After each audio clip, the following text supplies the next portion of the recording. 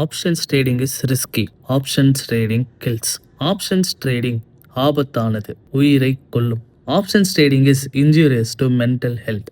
Options trading மனநலத்திற்கு தீங்கு விளைவிக்கும்.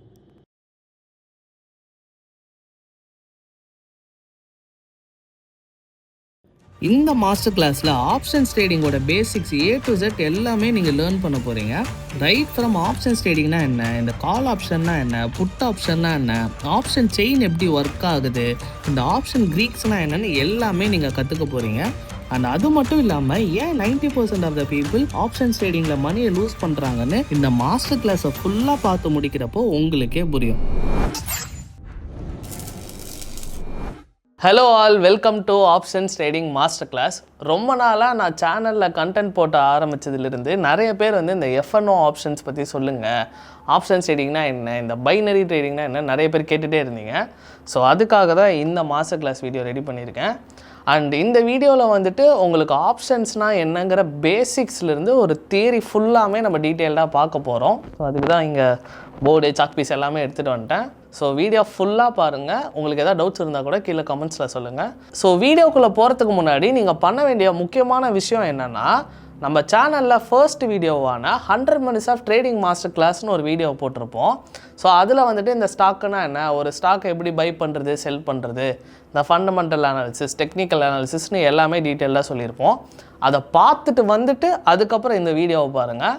அந்த வீடியோ பார்க்கலன்னா உங்களுக்கு இந்த வீடியோ சுத்தமாக புரியாது. பட் இருந்தாலும் இந்த வீடியோவில் குட்டியாக ஒரு ரீகேப் மாதிரி கொடுத்துட்றேன். So let's get into the video. First of all, ஒரு ஸ்டாக்குனா ஒரு கம்பெனியோட ஒரு யூனிட்டை ரெப்ரசன்ட் பண்ணுறது. ஓகேங்களா? இப்போ ஃபார் எக்ஸாம்பிள் ஒரு ரிலையன்ஸ் இண்டஸ்ட்ரி ஷேரு, ஆர் ஒரு அதானி ஷேரு, ஆர் ஒரு HDFC பேங்க் ஷேரு, இந்த மாதிரி ஒரு கம்பெனியோட ஒரு யூனிட்டை ரெப்ரசன்ட் பண்ணுறது தான் ஒரு ஸ்டாக்.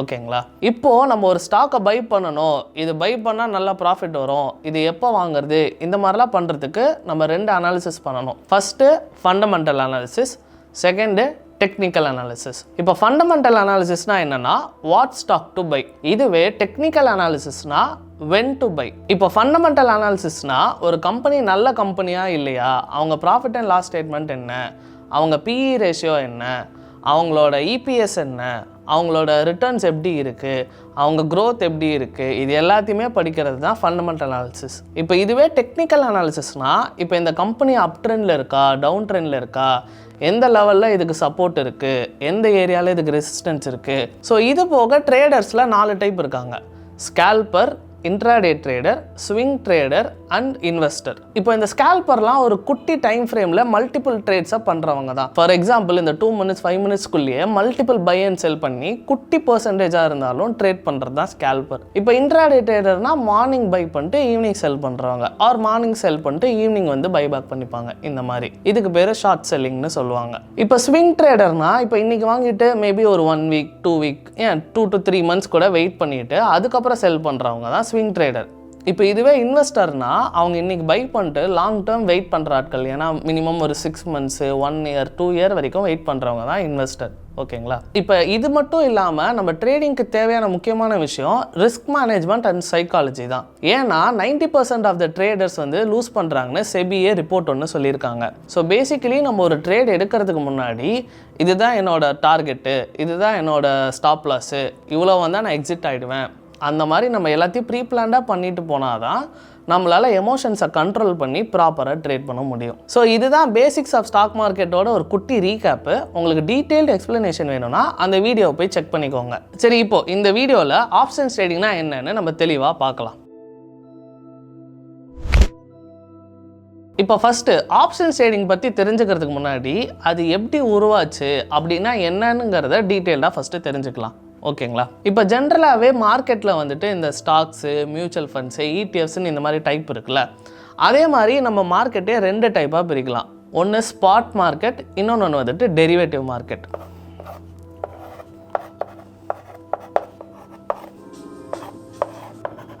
இப்போ ஸ்பாட் மார்க்கெட்னா, இப்போ ஃபார் எக்ஸாம்பிள் ரிலையன்ஸ் ஷேரை போய் நம்ம டேரெக்டாக வாங்குகிறோம், ஒரு 1000 ரூபாயில் இருக்குது, இல்லை 1500 ரூபாயில் இருக்குது, நம்ம டேரெக்டாக வாங்குறோம்னா அதெல்லாம் ஸ்பாட் மார்க்கெட். இப்போ டெரிவேட்டிவ் மார்க்கெட்னா அந்த ரிலையன்ஸ் ஷேரை பேஸ் பண்ணி இருக்கிற டெரிவேட்டிவ்ஸை வாங்குறது தான் டெரிவேட்டிவ் மார்க்கெட். இப்போ இந்த டெரிவேட்டிவ்ஸ்லேயே 2 கேட்டகரி இருக்குது.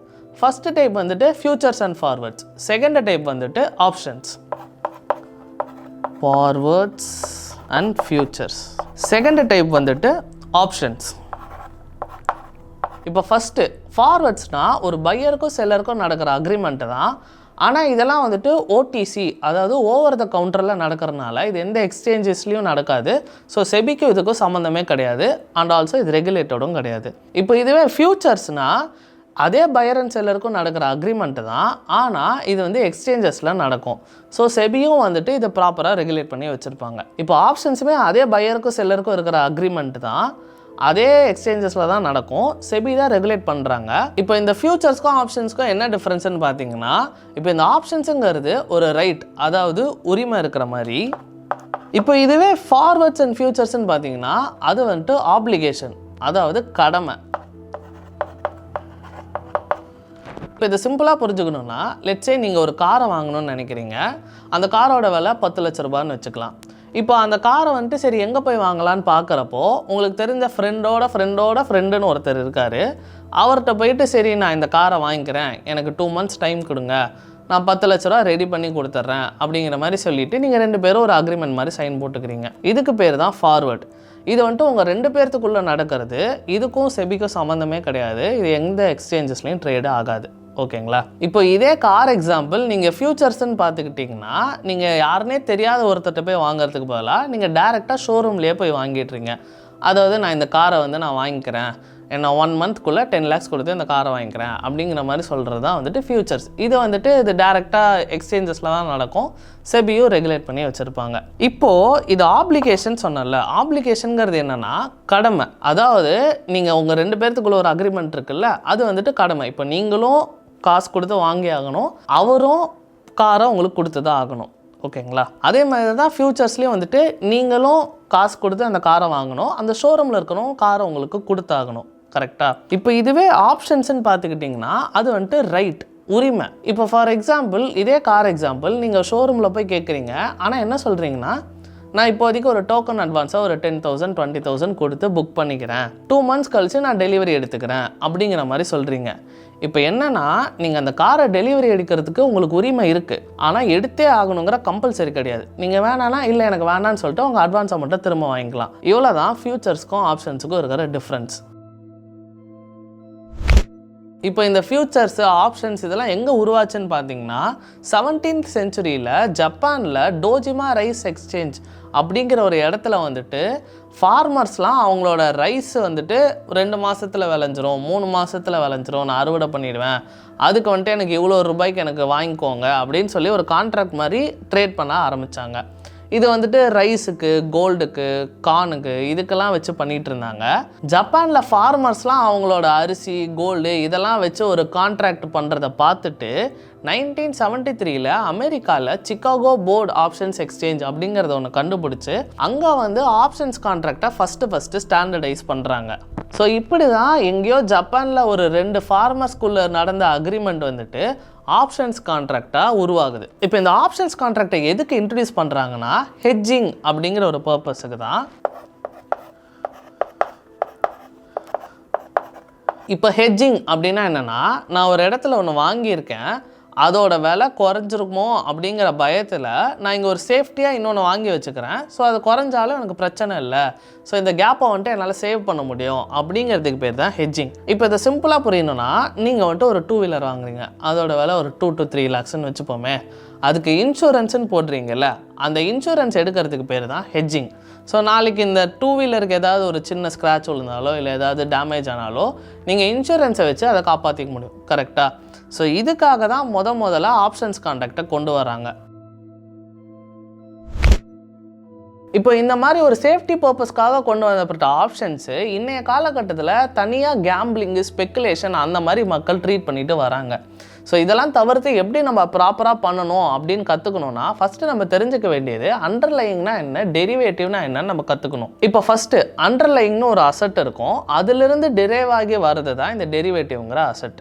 இப்போ இந்த டெரிவேட்டிவ்க்குள்ளே தான் நம்ம இந்த ஃபியூச்சர்ஸு, ஃபார்வர்ட்ஸு, ஆப்ஷன்ஸுன்னு எல்லாமே இருக்கும். இப்போ இது ஈஸியாக புரிஞ்சுக்கணுன்னா, ஃபார் எக்ஸாம்பிள் மில்க் வந்து 1 லிட்டர் 50 ரூபாய் அப்படின்னு வச்சுக்கலாம். இப்போ அதுவே 1 கப் கேர்டு வந்து பார்த்திங்கன்னா 10 ரூபாய் இப்படின்னு வச்சுப்போம். இப்போது இந்த மில்க்குங்கிறது தான் வந்துட்டு அண்டர்லையிங் அசட்.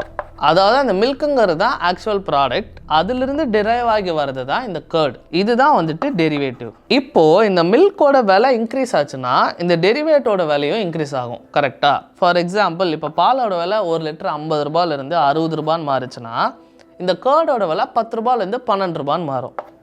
இப்போ இந்த அண்டர்லைங் அசட் டெரிவேட்டிவ்லாம் எப்படி நம்ம ஸ்டாக் மார்க்கெட்டில் ஒர்க் ஆகுதுன்னு பார்த்தீங்கன்னா, ஒவ்வொரு ஸ்டாக்குக்கும் ஒரு டெரிவேட்டிவ் ப்ராடக்டான ஃபியூச்சர்ஸு, ஆப்ஷன்ஸ் இந்த மாதிரி இருக்கும். இப்போ என்னதான் 7000+ லிஸ்டட் கம்பெனிஸ் இந்தியாவில் இருந்தாலும் வெறும் 150லேருந்து 200 கம்பெனிஸ் மட்டும்தான் ஆப்ஷன்ஸ் கான்ட்ராக்டே இருக்குது.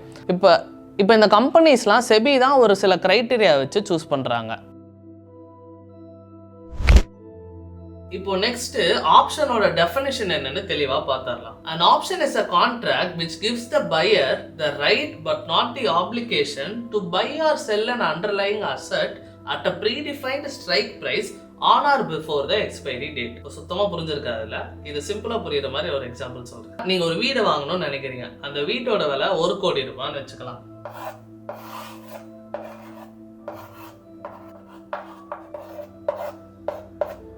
இப்போ அந்த ஓனர்கிட்ட போயிட்டு நான் இந்த வீட்டை 1 கோடி ரூபாய் கொடுத்து வாங்கிக்கிறேன், எனக்கு 2 months டைம் கொடுங்க, அது வரைக்கும் இந்த ஒரு 5 lakhs அட்வான்ஸா வச்சுக்கோங்க அப்படின்னு சொல்லிட்டு 2 பேரும் ஒரு கான்ட்ராக்ட் மாதிரி அக்ரிமெண்ட் போட்டுக்கிறீங்க. இப்போ நீங்க கொடுத்த இந்த 5 lakhsங்கிறது தான் ஒரு பிரீமியம், இந்த 1 crore தான் ஸ்ட்ரைக் பிரைஸ்,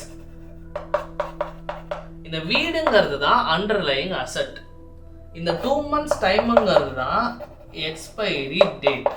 இப்போ நீங்கள் 2 பேரும் ஒரு அக்ரிமெண்ட் போட்டு சைன் பண்ணியிருப்பீங்களா இந்த கான்ட்ராக்ட், இதுதான் ஆப்ஷன் கான்ட்ராக்ட். இப்போ இந்த 2 months டைமில் இந்த வீட்டோட வேல்யூ இன்க்ரீஸ் ஆனால் கூட உங்களுக்கு ப்ராஃபிட் தான். ஏன்னா நீங்கள் அதே 1 crore கொடுத்து தான் வாங்க போகிறீங்க, அக்ரிமெண்ட்டில் அப்படி தான் போட்டிருக்கோம்.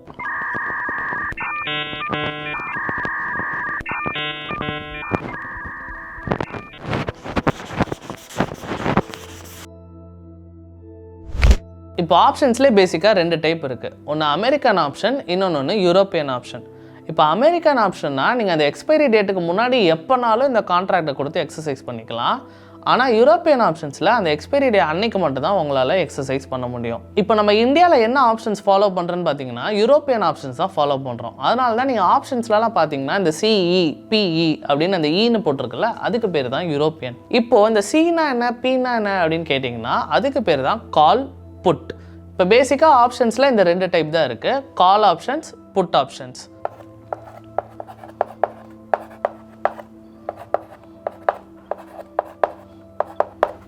இப்போ கால் ஆப்ஷன்னா சிஇ, புட் ஆப்ஷன்னா பிஇ.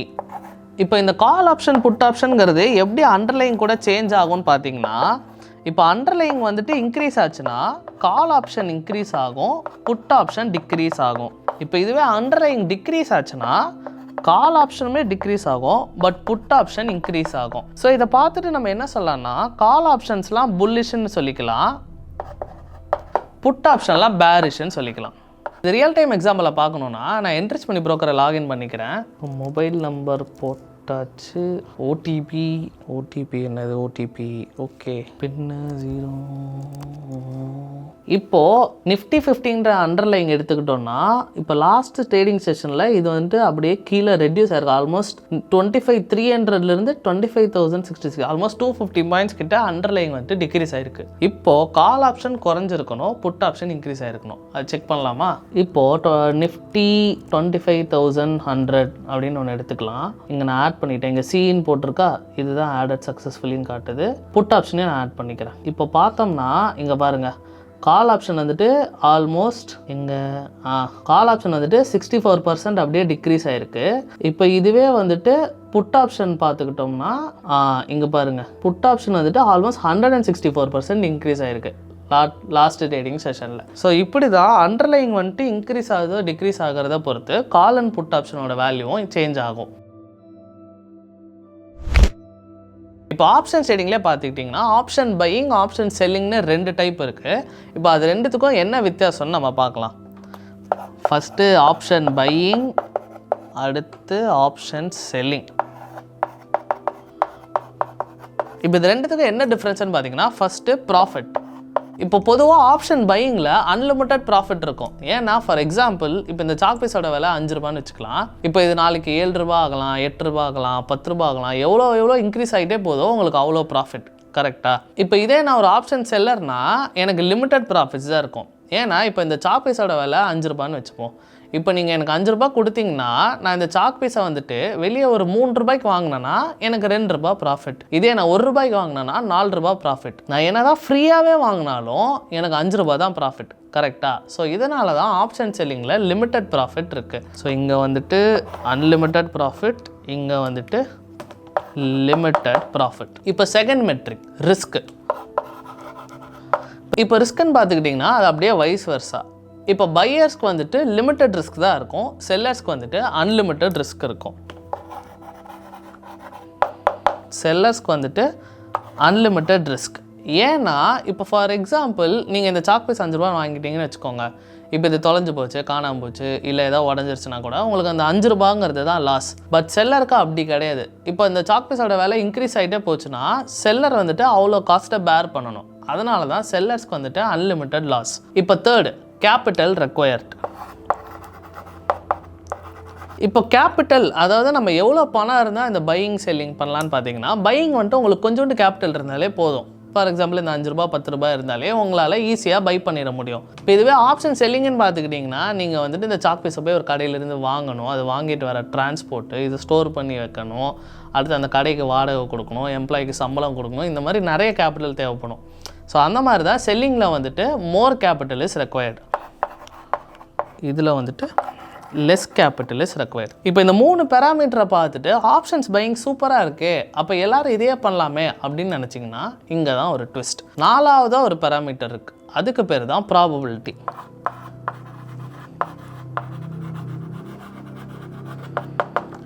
இப்போ ப்ராபபிலிட்டின்னு பார்த்துக்கிட்டிங்கன்னா பையர்ஸ்க்கு வந்துட்டு ஒரு 20 to 30% தான் ப்ராபபிலிட்டி இருக்கும். இதுவே செல்லர்ஸ்ன்னு பார்த்துக்கிட்டிங்கன்னா 70 to 80% ப்ராபபிலிட்டி இருக்கும். அது எப்படின்னா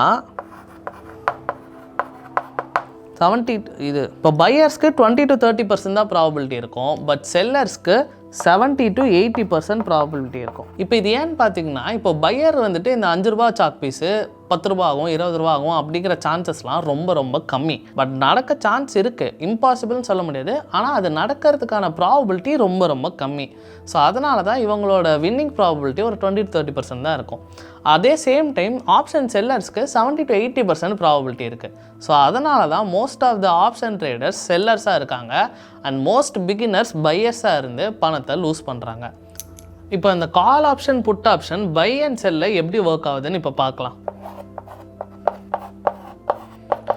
இப்போது நம்ம கால் ஆப்ஷனை பை பண்ணுறோன்னா மார்க்கெட் வந்துட்டு மேலே போகும் அப்படிங்கிற நம்ம டைரக்ஷனை வச்சு தான் பை பண்ணுறோம். இப்போ இதுவே புட் ஆப்ஷனை பை பண்ணுறோன்னா மார்க்கெட் வந்து கீழே போகும் அப்படின்னு நினச்சிட்டு தான் பை பண்ணுறோம். ஓகேங்களா? இப்போ இதுவே கால் அண்ட் புட்டை செல் பண்ணுறோம் அப்படின்னு பார்த்தீங்கன்னா மார்க்கெட் வந்து இதுக்கு மேலே போகாது அப்படிங்கிறது தான் காலை செல் பண்ணுறது. இப்போ இதுவே புட் ஆப்ஷன் பார்த்துக்கிட்டிங்கன்னா மார்க்கெட் வந்து இதுக்கு கீழே போகாது, இதுக்கு மேலேயே தான் இருக்கும் அப்படிங்கிற மாதிரி தான் அர்த்தம். ஸோ இதை வந்துட்டு இன்னும் சிம்பிளாக புரிஞ்சுக்கணுன்னா ஃபார் எக்ஸாம்பிள் நிஃப்டியோட வேல்யூ 25,500ன்னு வச்சுக்கலாம்.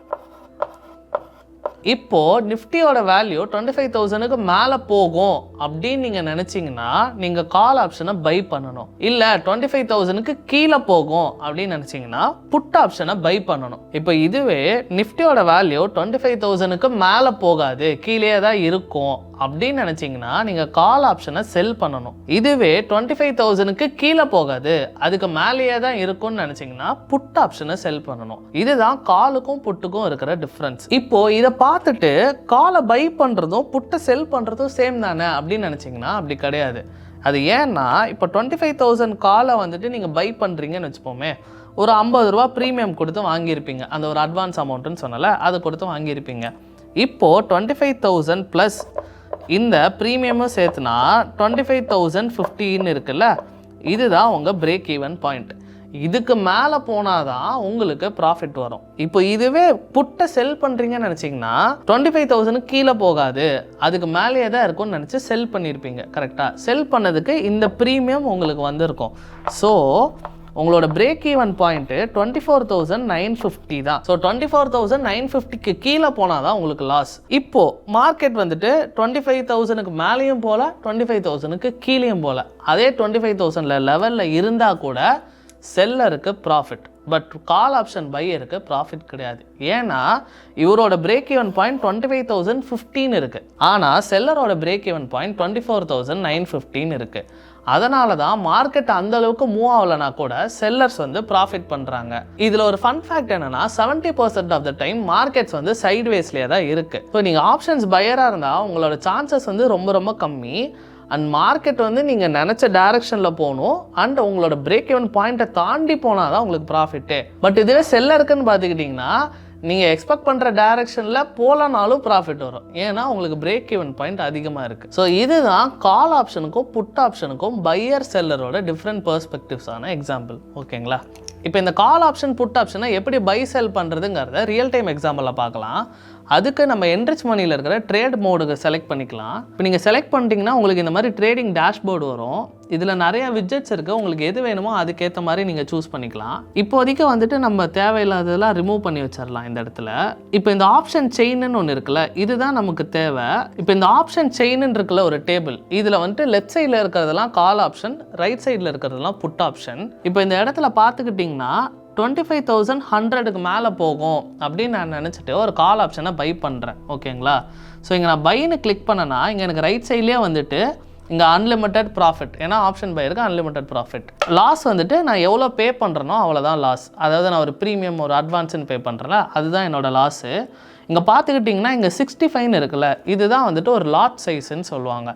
ஸோ ஒவ்வொரு ஆப்ஷன் கான்ட்ராக்ட்டுக்கும் ஒரு லாட் சைஸ் இருக்கும். இப்போ நிஃப்டிலாம் வந்துட்டு ஃபஸ்ட்டு 25 இருந்தது, இப்போ 75 மாற்றினாங்க. இப்போ ஒரு லாட் சைஸோட குவான்டிட்டி வந்து 65 வச்சுருக்காங்க. இது பேங்க் நிஃப்டி, ஃபின் நிஃப்டி, இல்லை ரிலையன்ஸு, அதானின்னு ஒவ்வொரு ஸ்டாக்கை பொறுத்து இந்த லாட் சைஸும் மாறும். ஸோ அதை செக் பண்ணி வாங்கிக்கோங்க. இப்போ இந்த இடத்துல பார்த்துக்கிட்டிங்கன்னா நான் 25,100ங்கிற இதை 100 ரூபா கொடுத்து வாங்கியிருக்கேன். பட் பாயிண்ட் என்னென்னா எனக்கு 25,115 போனாலும் எனக்கு வந்துட்டு ஸ்டில் லாஸில் தான் இருக்குது. ஏன்னா நான் சொன்னல அந்த பிரேக் ஈவன் பாயிண்ட்.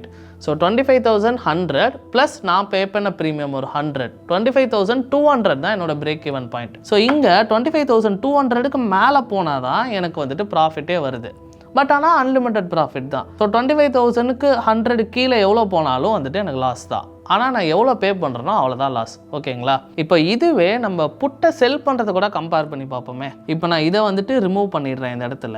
இப்போ நான் போயிட்டு 25,100க்கு கீழே போகாது அப்படின்னு சொல்லிட்டு ஒரு புல்லிஷான ஒரு டெசிஷன் எடுத்து புட்டை செல் பண்ணுறேன். இங்கே பார்த்துக்கிட்டிங்கன்னா எனக்கு வந்துட்டு மேக்ஸ் ப்ராஃபிட் வந்துட்டு 7,273 இருக்குது. ஏன்னா அவ்வளோதான் எனக்கு கிடைக்கும். ஓகேங்களா? ஆனால் மேக்ஸ் லாஸ் அன்லிமிட்டட்னு இருக்குது. ஆனால் இங்கே பிரேக் ஈவன் பாயிண்ட் பார்த்தீங்கன்னா 24,988 இருக்குது.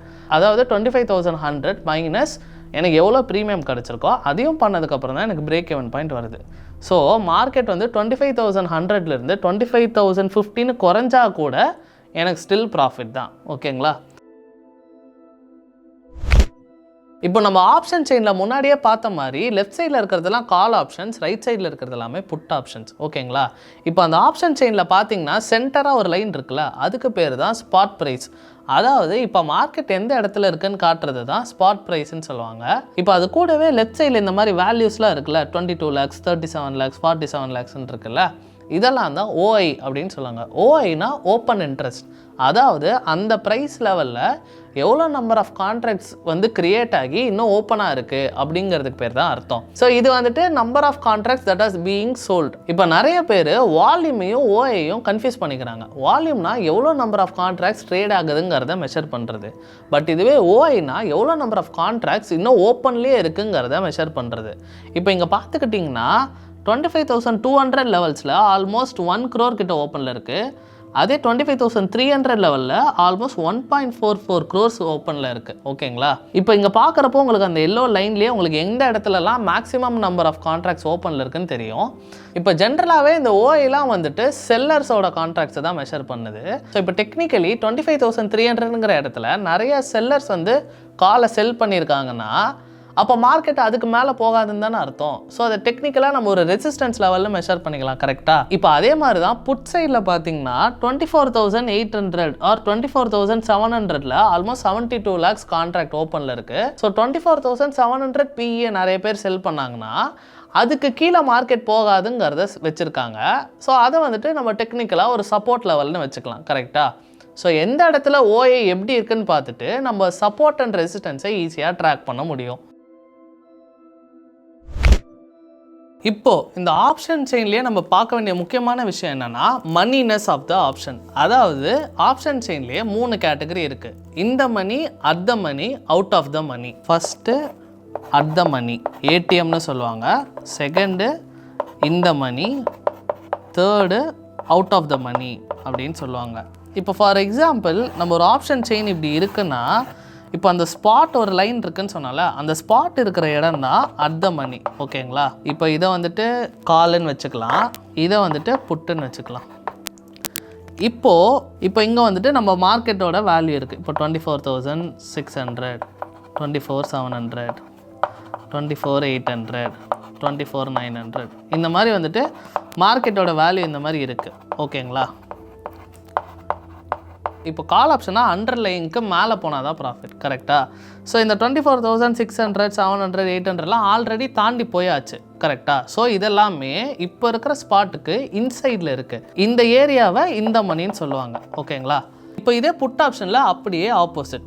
25,100, 200, 300க்கு ஆல்ரெடி கீழே போயாச்சு. ஸோ அதனால் இந்த ஏரியாவை இந்த மணின்னு சொல்லுவாங்க. இப்போ அவுட் ஆஃப் த மணினா சிம்பிள். இப்போ 25,000க்கு மேலே 100, 200, 300 நம்ம இன்னும் தொடவே இல்லை. ஸோ இதெல்லாமே வந்துட்டு அவுட் ஆஃப் த மணின்னு சொல்லுவாங்க. அதே மாதிரி 24,600, 700, 800 லெவல்ஸ்க்கு இன்னும் நம்ம கீழே போகவே இல்லை.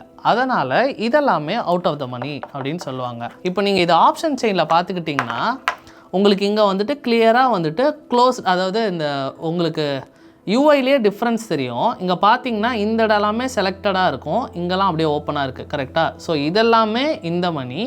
அதே மாதிரி புட்டில் இந்த சைடு எல்லாமே இந்த மணி. ஏன்னா இப்போது 25,300, 200க்குலாம் கீழே போய் 25,000 இருக்கும். கரெக்டாக? அதே மாதிரி தான் இந்த இடம் வந்துட்டு அவுட் ஆஃப் த மணி. இன்னும் நம்ம அந்த லெவல்ஸ்லாம் தாண்டவே இல்லை. At the same time put ஆப்ஷனில் இந்த ரைட் சைடு டாப் கார்னர் வந்துட்டு அவுட் ஆஃப் த மணி. ஏன்னா நம்ம இன்னும் இந்த சைடுக்கெலாம் இன்னும் நம்ம போகவே இல்லை. ஓகேங்களா? இப்போது நீங்கள் இந்த ஆப்ஷன் செயினில் ஒரு நோட்டீஸ் பண்ணிங்கன்னா தெரியும், இந்த மணி ஆப்ஷன்ஸ்லாம் கொஞ்சம் காஸ்ட்லியாக இருக்கும், பட் அவுட் ஆஃப் த மணி ஆப்ஷன்ஸ்லாம் கொஞ்சம் கம்மியாக இருக்கும். அதே மாதிரி தான் இப்போ புட் ஆப்ஷன்லேயும் பார்த்தீங்கன்னா இந்த மணிலாம் பாருங்கள் உங்களுக்கு 200, 200, 250 இந்த மாதிரி இருக்குது. பட் அவுட் ஆஃப் த மணிலாம் பாருங்கள் 12 rupees, 15 rupees இந்த மாதிரி இருக்குது.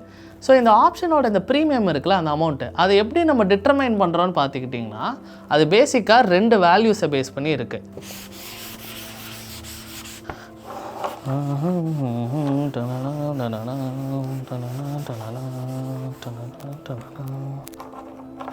ஸோ இந்த ஆப்ஷனோட ப்ரீமியம் நான் சொன்ன மாதிரி 2 வேல்யூவை பேஸ் பண்ணியிருக்கு. ஒன்று வந்து இன்ட்ரின்சிக் வேல்யூ, ரெண்டாவது extrinsic value. So premium equal to intrinsic value plus extrinsic value. இப்போ இந்த இன்ட்ரின்சிக் வேல்யூங்கிறது ஆப்ஷனோட ரியல் வேல்யூ. இப்போ இந்த extrinsic வேல்யூங்கிறது ஆப்ஷனோட time value.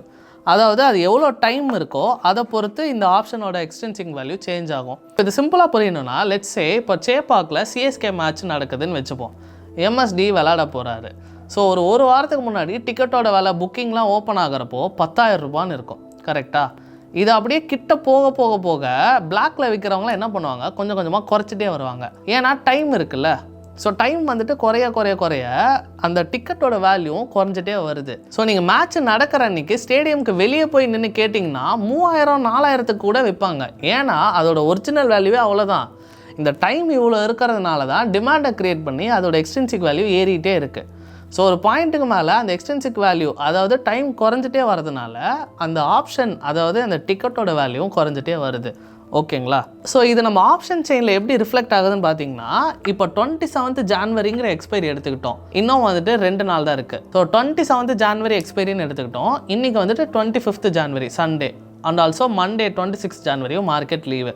So 27th January ஒரே ஒரு ட்ரேடிங் செஷன் தான் இருக்குது. ஸோ இப்போ அந்த ட்ரேடிங் செஷனுக்குள்ளே இந்த 25,200க்கு மேலே போகுமா அப்படின்னு பார்த்தீங்கன்னா எவ்வளோ, கிட்டத்தட்ட ஒரு 55 ரூபாயில் இருக்குது அந்த ப்ரீமியம். அதுவே 25,500க்கு மேலே போகும்னு நினச்சிங்கன்னா அதோட ப்ரீமியம் வெறும் 13 ரூபா தான் இருக்குது. ஏன்னா இந்த ஒரே ஒரு ட்ரேடிங் செஷனில் 25,200க்கு போகிற சான்சஸ் 25,500க்கு மேலே போகிறத விட அதிகம். அதனால் அதோட இன்ட்ரின்சிக் வேல்யூ அதிகமாக இருக்குது. So at the same time extrinsic வேல்யூவும் அதுக்கேற்ற மாதிரி சேஞ்ச் ஆகிட்டே வருது. இப்போ இதுவே 27th அன்னைக்கு மார்க்கெட் வந்து 25,050, 100 இந்த ரேஞ்சிலே இருந்துச்சுன்னா 25,200ல் மிச்சம் மீதி இருக்கிற அந்த எக்ஸ்ட்ரின்சிக் வேல்யூ குறைஞ்சு அதோட ப்ரீமியமும் இன்னும் குறைஞ்சிரும். இப்போ இதனால தான் இந்த மணி ஆப்ஷன்ஸ்க்குலாம் ஹை இன்ட்ரின்சிக் வேல்யூ இருக்குது, அவுட் ஆஃப் த மணி ஆப்ஷன்ஸ்க்குலாம் ஆல்மோஸ்ட் 0 இன்ட்ரின்சிக் வேல்யூ இருக்குது. ஸோ இந்த ஆப்ஷன் செயினை வச்சு நம்ம இன்னொன்று என்ன கற்றுக்கலாம்னா பிசிஆர், அதாவது புட் கால் ரேஷியோ. இப்போ இந்த புட் கால் ரேஷியோனா டோட்டலாக எவ்வளோ புட் ஓஏ இருக்குது டிவைடட் பை டோட்டலாக எவ்வளோ கால் ஓஏ இருக்குதுன்னு எடுத்தோம்னா நமக்கு புட் கால் ரேஷியோ கிடைக்கும். இப்போ இந்த வேல்யூ 1ங்கிற ரேஞ்சில் இருந்ததுன்னா ஆல்மோஸ்ட் நியூட்ரல் அப்படிங்கிறது அர்த்தம். 1க்கு கீழே இருந்ததுன்னா மார்க்கெட் பேரிஷாக இருக்குன்னு அர்த்தம். இதுவே 1க்கு மேலே இருந்ததுன்னா மார்க்கெட் புல்லிஷாக இருக்குன்னு அர்த்தம். ஓகேங்களா? இப்போ இது மட்டும் இல்லாமல் நம்ம ஆப்ஷன் செயின்லேருந்து என்ன தெரிஞ்சுக்கணும்னா புட் கால் பேரிட்டி, அதாவது ஒரு புட் ஆப்ஷன் ஒரு கால் ஆப்ஷன் அந்த அண்டர்லைங்கான ரிலேஷன்ஷிப் எப்படி இருக்குங்கிறத நம்ம அண்டர்ஸ்டாண்ட் பண்ணணும். இப்போ இந்த புட் ஆப்ஷன் கால் ஆப்ஷன் எதுவும் இல்லைன்னு வைங்களேன், டேரெக்டாக அண்டர்லைங் அசட்டான நிஃப்டியையும் நிஃப்டியோட ஃபியூச்சர்ஸையும் ட்ரேட் பண்ணி இதை ஆர்பிட்ராஜ் மாதிரி யூஸ் பண்ணிப்பாங்க.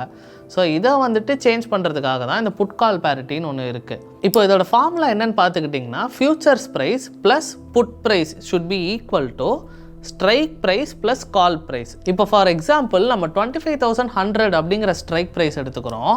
ஸோ ஸ்ட்ரைக் ப்ரைஸ் இஸ் 25,100, இதோட கால் ப்ரைஸ் வந்துட்டு 100.65, இதோட புட் ப்ரைஸ் வந்துட்டு 110.80.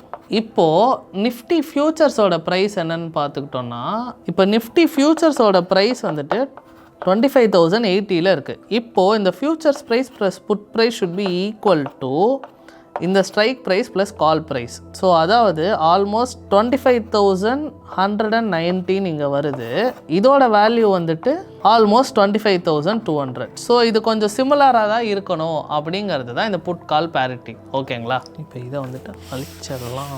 ஸோ இப்போ அடுத்து நம்ம பார்க்க போகிற டேர்முக்கு பேர் தான் மேக்ஸ் பெயின், அதாவது மேக்ஸிமம் பெயின். இப்படின்னா என்னன்னா மார்க்கெட் வந்து எந்த இடத்துல எக்ஸ்பைரி டே அன்னைக்கு எக்ஸ்பயர் ஆகிறதுக்கு சான்சஸ் இருக்குங்கிற சொல்கிறது தான் இந்த மேக்ஸ் பெயின்.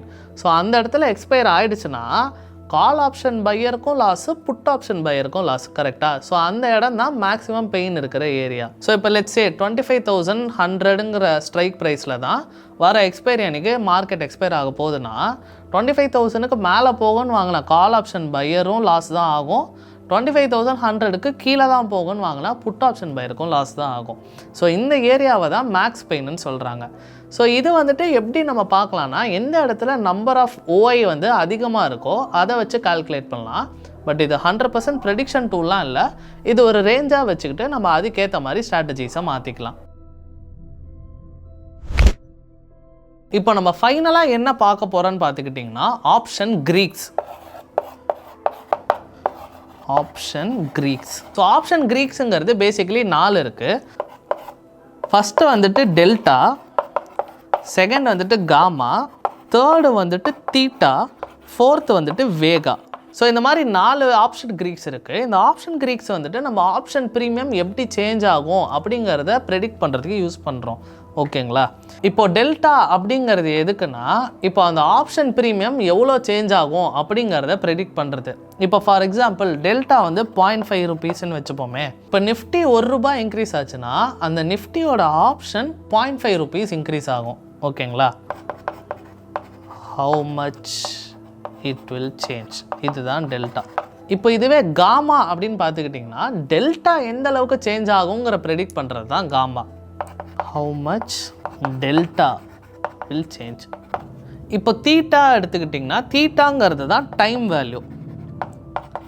இந்த டைம் வேல்யூ தான் வந்துட்டு டைம் டீக்கன். ஓகே, இந்த டைம் வேல்யூ தான் நம்மளோட எக்ஸ்ட்ரின்சிக். இப்போ டைம் வேல்யூ தான் ஒரு ஆப்ஷன் ப்ரீமியமோட எக்ஸ்ட்ரின்சிக் வேல்யூவாக இருக்கிறது. ஓகேங்களா? அடுத்து வந்துட்டு வேகா. வேகாங்கிறது என்னென்னா இப்போ வாலட்டிலிட்டி எவ்வளோ இன்க்ரீஸ் ஆகுதோ அதை பொறுத்து ஆப்ஷன் ப்ரீமியம் எவ்வளோ இன்க்ரீஸ் ஆகும்னு கால்குலேட் பண்ணுறது தான் வேகா. இப்போ இது ஒரு ரியல் லைஃப் எக்ஸாம்பிளோட பார்க்கணுன்னா நம்ம ஒரு கார் எடுத்துக்கலாம். இப்போ கார் வந்துட்டு ஒரு 100 கிலோமீட்டர் ஸ்பீடில் போகுதுன்னு வச்சுக்கோங்களேன், அதுக்கு பேர் தான் டெல்டா. இப்போது காமாங்கிறது அது எவ்வளோ ஸ்பீடாக ஆக்சலரேட் பண்ணுறது, அதாவது இப்போ 100லேருந்து 150 போகணுன்னா அது எவ்வளோ ஸ்பீடாக நடக்கிறதுங்கிறத மெஷர் பண்ணுறது காமா. தேர்டு தீட்டாங்கிறது நம்ம ஃபியூவல்னு வச்சுப்போமே. இப்போ இன்னும் ஒரு 5 லிட்டர்ஸ் தான் இருக்குது, 3 லிட்டர்ஸ் தான் இருக்குன்னு அந்த வேல்யூ குறைச்சிட்டே வருதுல்ல, அதுக்கு பேர் தான் தீட்டா. இப்போ வேகாங்கிறது வாலட்டிலிட்டி, அதாவது இப்போ இந்த காரோட கண்டிஷன், இந்த ரோடோட கண்டிஷன், இப்போ அதை பொறுத்து கார் எப்படி ஸ்பீடாக மூவ் ஆகுங்கிற மெஷர் பண்ணுறது தான் வேகா. ஓகேங்களா? ஸோ இதுதான் வந்துட்டு ஆப்ஷன் கிரீக்ஸ். இப்போ நம்ம அடுத்து என்ன பார்க்க போகிறோன்னு பார்த்துக்கிட்டிங்கன்னா, இப்போ எவ்வளோ கேபிட்டல் தேவை இந்த ஆப்ஷன்ஸ் ட்ரேடிங் பண்ணுறதுக்கு அப்படின்னு பார்த்தீங்கன்னா, பையராக இருந்தால் கம்மி கேபிட்டல் போதும், பட் செல்லராக இருந்தால் நிறைய கேபிட்டல் வேணும். நான் முன்னாடியே சொன்ன மாதிரி பையருக்கு வந்துட்டு என்ன தான் ப்ராஃபிட் அதிகமாக இருக்குது, ரிஸ்க்கு கம்மியாக இருந்தாலும் ப்ராபபிலிட்டி கம்மி. ஸோ நீங்கள் நிறைய வாட்டி வின் பண்ணலன்னா உங்களோட கேபிட்டல் மொத்தமாக லூஸ் பண்ணுற மாதிரி ஆகிடும். பட் இதுவே செல்லர்னு பார்த்துக்கிட்டிங்கன்னா, உங்களுக்கு என்ன தான் நிறைய கேபிட்டல் இருந்தாலும் உங்களோட ப்ராபபிலிட்டி அதிகமாக இருக்கிறதுனால நீங்கள் என்ன தான் கொஞ்சம் ப்ராஃபிட் எடுத்தாலும் உங்களால் ரொம்ப நாளைக்கு ட்ரேட் பண்ண முடியும். அண்ட் அடுத்து வந்து பார்த்துக்கிட்டிங்கன்னா எமோஷ்னல் ப்ரெஷர். இப்போ பையராக இருக்கீங்கன்னா நீங்கள் இந்த கண்டிப்பாக இந்த டைரெக்ஷனில் போயே ஆகணும், இல்லைனா உங்களுக்கு லாஸ் கன்ஃபார்ம் வந்துடும் அப்படிங்கிற மாதிரி சிச்சுவேஷன். பட் செல்லருக்கு ஆல்மோஸ்ட் 3 out of 4 டைம்ஸ் அவங்க வின் பண்ணுறதுனால அவங்களுக்கு அந்த அளவுக்கு ப்ரெஷர் இருக்காது, நிறைய கேபிட்டலை மேனேஜ் பண்ணுங்கிற இது மட்டும்தான் இருக்கும். ஓகேங்களா? இப்போ அடுத்து பிகினர்ஸ் என்ன பண்ணுறாங்கன்னா, இந்த க்ரீக்ஸ்லாம் பார்த்துட்டு ஓகே இப்போ வந்துட்டு டெல்டா வந்துட்டு இவ்வளோ ஃபாஸ்ட்டாக மூவ் ஆகுது, நான் இதை நம்பியே போகிறேன் அப்படிங்கிற மாதிரி பண்ணிடுறாங்க. ஸோ ஆப்ஷன்ஸுங்கிறது இந்த 4 க்ரீக்ஸை மட்டும் நம்பி இல்லை, மார்க்கெட் எப்படி மூவ் ஆகுது, மார்க்கெட்டோட டெக்னிக்கல்ஸ் என்ன நடக்குது, நியூஸ் என்ன நடக்குது, மார்க்கெட்டில் பையர் செல்லர் எங்கே இருக்காங்க, இது எல்லாமே டிபெண்ட் பண்ணி தான் இந்த வேல்யூஸுமே இருக்கும். ஸோ வெறும் இதை மட்டும் நம்பிட்டு ட்ரேட் பண்ணாதீங்க, ஓவரால் பிக்சர் எப்படி இருக்குன்னு எல்லாம் பார்த்துட்டு அதுக்கேற்ற மாதிரி உங்கள் ஸ்ட்ராட்டஜியை வந்துட்டு ப்ராப்பராக பிளான் பண்ணிக்கோங்க. ஓகேங்களா? இப்போ நான் எவ்வளோ டார்கெட் வைக்கிறது, எவ்வளோ லாஸ் வைக்கிறது அப்படிங்கிற கன்ஃபியூஷனாக இருந்தீங்கன்னா, இப்போ யூஸ்வலாக ஒரு 1 to 2% ஆர் ஈவன் ஒரு 5% மட்டும் ஸ்டாப் லாஸ்ன்னு வச்சுக்கோங்க. ஸோ ஸ்டாப் லாஸை ஃபஸ்ட்டு ஃபிக்ஸ் பண்ணிவிட்டு டார்கெட்டை அதுக்கேற்ற மாதிரி மாற்றிக்கோங்க. இப்போ ரிஸ்க் டு ரிவார்டு ஒரு 1 to 1.5 வைக்கலாம், ஆர் 1:2 இந்த மாதிரி வைக்கலாம். ரொம்ப ரிவார்டு அதிகமாக வச்சுட்டு அதுக்கேற்ற மாதிரி வந்துட்டு ட்ரேட் பண்ணி லூஸ் பண்ணாதீங்க. ஓகேங்களா? அண்ட் ஸ்டாப் லாஸ் ரொம்ப ரொம்ப முக்கியம். ஏன்னா ஸ்டாப் லாஸ் இல்லாமல் இருந்தீங்கன்னா, இப்போ மைனஸ் வந்து 1000 இருக்குது, -2000 இருக்குது, பரவாயில்ல இது வந்துட்டு பாசிட்டிவ் ஆகிடும், நாளைக்கு விடிய காத்தால வந்துட்டு மார்க்கெட் வந்து சல்லுன்னு மேலே போயிடும், அதனால நான் அப்போ பாசிட்டிவ் ஆகிடுவேன், அந்த மாதிரிலாம் இல்லாமல் ப்ராப்பராக ஒரு 2% 5% அந்த மாதிரி ஸ்டாப் லாஸை வச்சுக்கோங்க. இந்த லூஸ் பண்ணாலும் பரவாயில்ல, அதுக்கேற்ற மாதிரி உங்கள் ஸ்ட்ராட்டஜியை வந்து சேஞ்ச் பண்ணிக்கோங்க, ப்ராப்பராக பேக் டெஸ்ட் பண்ணி பண்ணுங்கள். ஓகேங்களா? ஸோ ஆப்ஷன்ஸ் ட்ரேடிங்கிறது மெயினாக எவ்வளோ காசு பண்ணுறோம் அப்படிங்கிறத தாண்டி நம்ம கேபிட்டலை எந்த அளவுக்கு ப்ரொடெக்ட் பண்ணுறோம் அப்படிங்கிறது தான் ரொம்ப ரொம்ப முக்கியம். ஏன்னா இப்போ நம்ம கேபிட்டலை வச்சு தான் நம்ம ட்ரேடே பண்ண போகிறோம், அந்த கேபிட்டல் தான் மல்டிப்ளை ஆக போகுது. கரெக்டாக? ஸோ நம்ம எந்த அளவுக்கு கம்மியான இடத்துல லூஸ் பண்ணுறோமோ அந்த அளவுக்கு நமக்கு நல்லது. ஓகேங்களா? ஸோ இதை சிம்பிளாக புரிய வைக்கணும்னா, லெட்ஸே நம்மக்கிட்ட வந்து ஒரு 100 ரூபாய் இருக்குது, நம்ம வந்துட்டு ஒரு 10 ட்ரேட்ஸ் எடுக்கிறோன்னு வச்சுக்கோங்களேன். இப்போ நான் வந்துட்டு 6 ட்ரேட் வந்துட்டு லூஸ் பண்ணிடுறேன், 4 ட்ரேட் தான் வின் பண்ணுறேன். ஆனால் நான் லூஸ் பண்ணேன்னா -2% எனக்கு லாஸ். ஓகேங்களா? இதுவே நான் வின் பண்ணேன்னா ஒரு 4% வரைக்கும் வின் பண்ணுறேன். ஸோ இதுதான் என்னோட டார்கெட்டு, ஸ்டாப் லாஸ்ன்னு வச்சுப்போமே. 1:2 ரேஷியோ அப்படின்னு நான் வச்சுருக்கேன்னு வச்சுப்போம். நான் என்ன தான் 6 வாட்டி தோத்தாலும் எனக்கு 12% தான் ஓவரால் லாஸ் இருக்கும். இதுவே 4 வாட்டி தான் நான் வின் பண்ணியிருந்தாலும் எனக்கு 16% ப்ராஃபிட் இருக்கும். ஸோ ஓவரால் நெட்டுன்னு பார்த்துக்கிட்டிங்கன்னா ஆல்மோஸ்ட் 4% ப்ராஃபிட் தான் இருக்கும். ஸோ நம்ம இங்கே என்ன பண்ணணும்னா, எந்த அளவுக்கு இந்த லாஸை வந்துட்டு நம்ம கம்மி பண்ணுறோமோ அந்த அளவுக்கு நம்ம கேபிட்டலை சேவ் பண்ண முடியும். ஸோ ரொம்ப நாள் மார்க்கெட்டில் இருக்க முடியும். ஓகேங்களா? இப்போ நிறைய பேர் எக்ஸ்பைரி டே அன்றைக்கி மார்க்கெட் ரொம்ப வாலட்டைலாக இருக்கும், அப்போ நான் பை பண்ணிட்டேன்னா எனக்கு கண்டிப்பாக ப்ராஃபிட் அப்படின்னு கண்ண மூடி நம்புறீங்க. அப்படி கிடையாது. எக்ஸ்பைரி டே அன்னைக்கு நிறைய கான்ட்ராக்ட்ஸ் வந்து ஸ்கொயர் ஆஃப் பண்ணுவாங்க. ஸோ அதனால் வாலட்டைலாக இருக்கும், கரெக்டு தான். ஆனால் வந்துட்டு அங்கே எக்ஸ்பைரி டே அப்போ தான் உங்கள் எக்ஸ்ட்ரின்சிக் வேல்யூ, நான் சொன்னல அந்த தீட்டா, அது வந்துட்டு ரொம்ப ஃபாஸ்ட்டாக கம்மியாகும். ஓகேங்களா?